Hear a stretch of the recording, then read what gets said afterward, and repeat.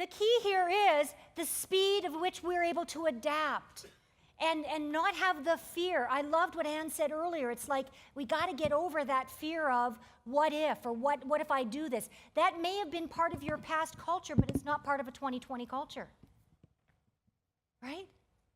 And frankly, if anybody in this room has the fear of, if I do this, I will lose my job, I'm going to say this at the risk of Julie being really upset with me. Hey, Julie. If you're worried about that, that's not the right motive to make a decision, because if something were to happen, you were to lose your job, guess what? It's not the worst thing that could happen. I told you that I come from banking and insurance. When I left banking, I went into insurance, and when I left, my boss's name was Hal, and it should have been Hell. Because people don't leave their jobs, they leave their leaders. And I got headhunted by GE Capital, which Ken mentioned, and they were offering me more money, more flexibility, more freedom. I don't know, what would you have done? And so when I left, Hal said, you'll be back, and when you come back, you'll come crawling back. And in my mind, I thought, hell will freeze over before I come back. I joined the GE Capital, and 2 years later, they laid off 50% of the employees across the country. They asked me to stay, which you might think would have been the better thing, but actually it was terrible, because in the 3 months I had to keep lying to my employees to tell them that they would be safe when I knew they would not be. I went to my boss, Brian, and said, you kept the wrong person, I gotta go, and I left.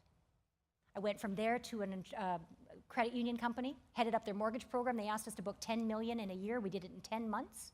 They came to me and said, we do not have the capital to support what you've lent. You no longer have a job.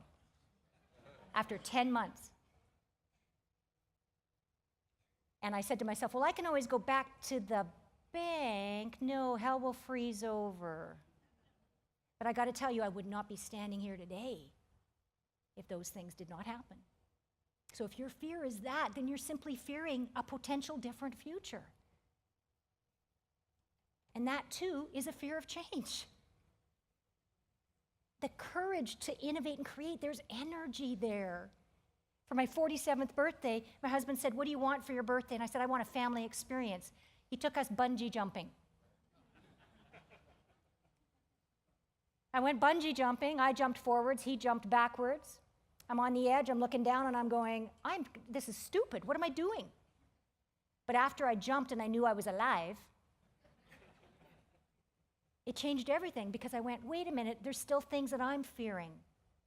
I'm not recommending any of you bungee jump, by the way. I'm simply saying that there are things that we fear that are all created, that they're created. And once we overcome fear, how many of you agree it is the most exhilarating, exciting, creative energy that we could ever unleash for ourselves?